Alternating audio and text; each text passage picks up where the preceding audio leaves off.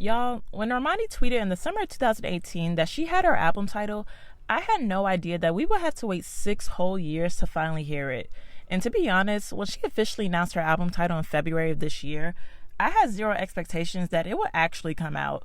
But here we are, and I am still in disbelief that this moment has arrived. Since 2018, Normani has released a wide-ranging palette of sonically diverse songs that gave listeners a peek inside the musical identity Normani was trying to establish. With Diamond-certified hit songs in my household, such as Checklist, Love Lies, Waves, Dancing with a Stranger, Motivation, Wild Side, or even Fair, Normani has made it abundantly clear that she is not an artist who fits inside one genre, but she is an artist rooted in R&B who was successfully able to infuse pop, rock, and hip-hop to create her own singular sound that does not sound like anything we have heard in the musical landscape today. One thing about me, I absolutely hate leaks, and I do everything in my power to avoid them on social media because it ruins the experience for me.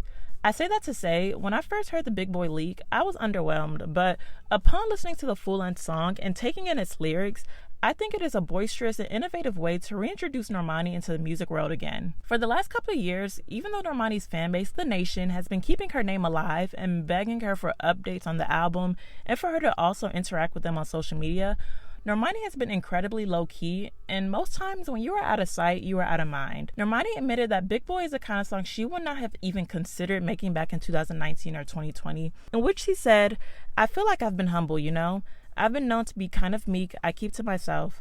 I remember going into the studio with Stara and Tommy Brown, and I was just like, I want to talk my ish. It wasn't easy, but I don't think that sonically I would have ended up in the place I'm in now if I had put that project out a lot sooner." With Big Boy, Normani rightfully showcases her braggadocious personality by highlighting all of the diamonds dancing on her wrist that is shining just like all of her platinum and Billboard hits. What I appreciate the most is the references to Andre 3000, Big Boy, Pimp C, because it's not only Normani paying homage to her southern roots in Atlanta, Georgia, and Houston, Texas, but it's acknowledging the impact those artists have had on her and the culture in general that often goes overlooked.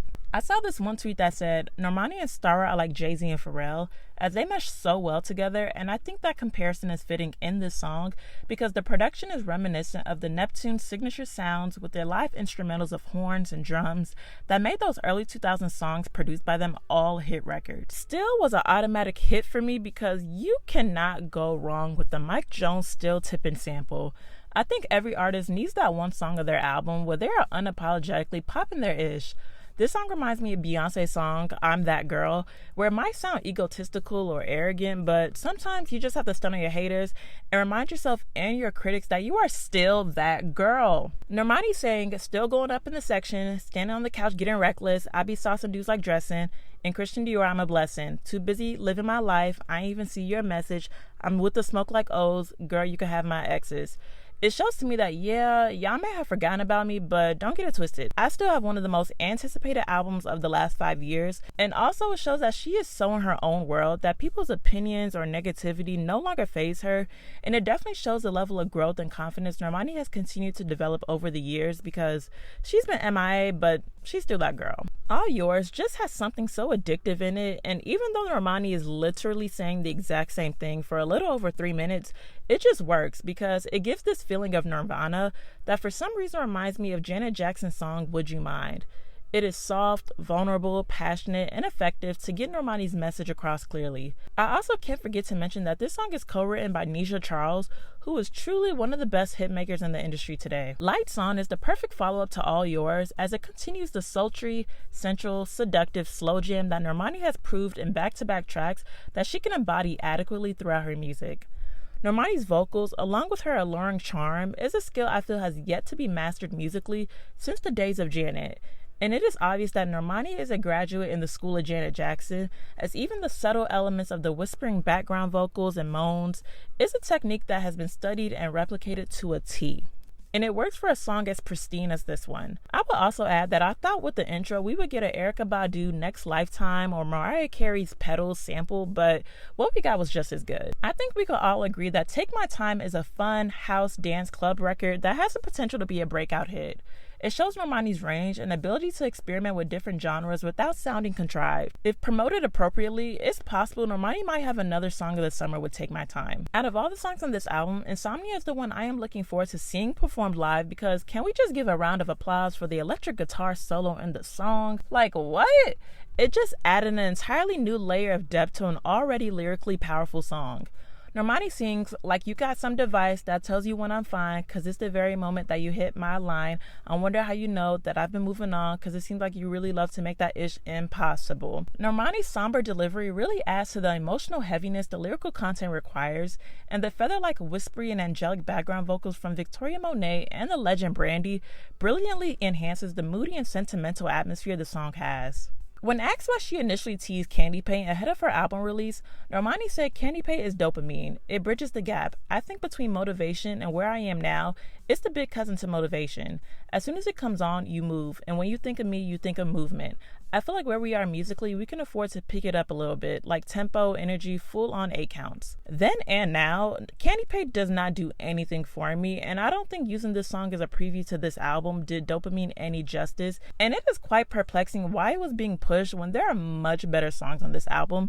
But I will agree that it is impossible to remain seated while it's playing, but I don't have to like it. I hate to say it, but Grip gives strong filler energy. While the production is intriguing, it is underwhelming, uninteresting, and one that I don't see myself ever revisiting. My sentiments regarding Candy Paint also goes for 159 featuring Gunna.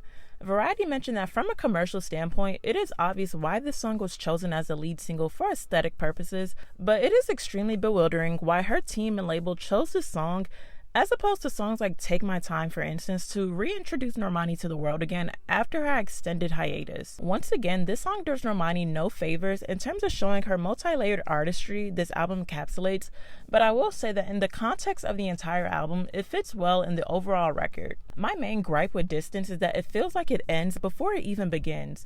The build-up in the final minute deserves some more time to fully reach the climax the song had the potential to reach. Everything about this song exemplifies growth, especially her vocals, which is a testament to the subdued and straightforward production that allows her vocals to take center stage with another emotional, impactful song that discusses a relationship that has sadly reached its end. The fact that the 7 Streeter had a hand in co-writing this song is not surprising because the vocal production and arrangement is very reminiscent of her sound and certain songs off of her 2021 Drunken Words Sober Thoughts album. Tantrums featuring James Blake is like a more tense version of Tinashe's and Black's song Touch and Go off of her Songs For You album.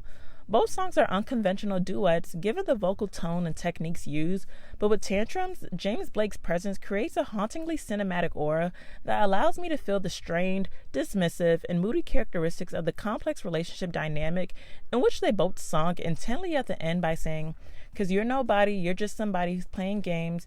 You're nobody, I'll never ever look at the same. When they ask you who loves you like I do, baby, don't you say my name. You used to have it automatic." When I first heard Little Secrets, I immediately felt like this song deserves to be featured in a movie.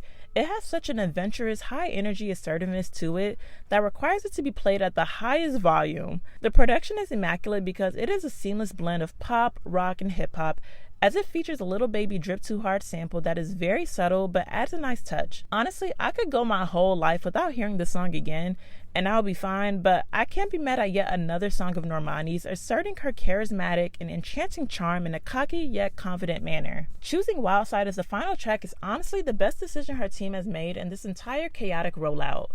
I think Wild Side perfectly closes the chapter on how these last few years have been for Normani and her fans. When we first heard Wild Side years ago, we, or at least me, I thought an album was on the horizon, but obviously I was wrong. Wild Side is a full circle moment of where we started as fans and listeners and where we are now by having an actual album that shows that Normani is not just an R&B singer, but somebody who is able to sound just as polished on a hip-hop, rock, house, or pop production. It also shows how incredibly well that song has aged over the years and how timeless it still sounds to this day. When speaking in 2022 about why it has taken so long for her album to come out, Normani said, I understand that waiting might not be the easiest in regards to supporting me, but I think that people really don't understand, especially coming out of a girl group, what most may have thought was a perfect time for me to release during motivation was not it at all, because I would have put out a body of work that I wasn't confident in. I had a lot of growing to do. I had a lot of artist development, which I feel like people don't take seriously. They throw artists on stage completely unprepared. And for me, that mentality was very important. Now, I've also been very critical of myself, so I think it's been a combination of things, but it's definitely going to be worth the wait. I need to go through my process to figure out sonically, okay, what means something to me? What do I want my sound to sound like? Let me actually live these real experiences so I have something to talk about. I'm very, very prideful of what I do in the art. It means a lot to me, and I'm heavily involved in literally every single aspect. Anything you could think of, my hand is in. I'm very competitive with myself, so I'm always wanting to strive for the best quality. Reading her statements from then, and now being here 2 years later, hearing the final project, I can admit it was the very best decision to wait until now to release her debut album. As she mentioned, sometimes labels and the artists themselves feel the pressure to just release anything because they want to take advantage of their quote-unquote 15 minutes of fame or capitalize on the momentum of whatever hit single is resonating with the public, but they fail to craft a full record that establishes their sound and identity as an artist or create songs that are timeless beyond 2 or 3 tracks on an album. As for Normani, I think Dopamine cemented her as being an album artist. No, she is not this amazing songwriter who is able to string together imaginative references, double entendres, and metaphors like a Frank Ocean, Victoria Monet, or Taylor Swift with their unique storytelling abilities, but it shows that with the right production team like Astara and Tommy Brown, she has found her collaborators who have helped Normani find a lane that is completely distinct from any of her counterparts in any genre. I am proud of Normani for overcoming all of her personal and label challenges to finally drop this freaking album. I will say that my favorite songs would be the first 6 songs, like literally back to back to back, with Big Boy, Still, All Yours, Lights On, Take My Time and Insomnia. Chef's Kiss. Please let me know in the comments what you all think of Dopamine and what are some of your favorite songs, if any. Let me know all of your likes and dislikes and if you think this album was worth the wait. Thank you all for watching. If you enjoyed this video, please be sure to like, comment, subscribe, and don't forget to turn on your notification bell, and I'll see you next time.